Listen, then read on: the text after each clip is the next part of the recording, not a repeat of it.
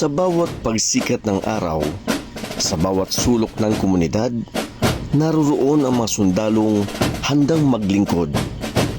Ang 9th Infantry Sandigan Battalion ng Philippine Army hindi lamang tagapagtanggol ng teritoryo, kundi tunay na sandigan ng mamamayan.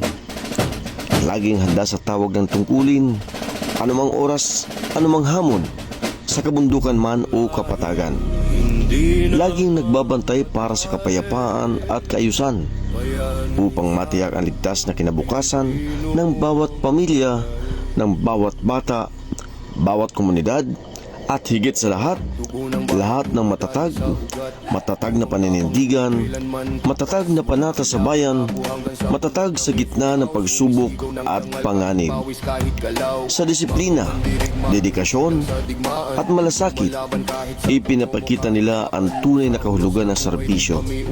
Hindi lamang sa digmaan, kundi sa pagtulong sa panahon ng sakuna, sa pakikipag-ugnayan sa mga komunidad, at sa pagtataguyod ng kapayapaan.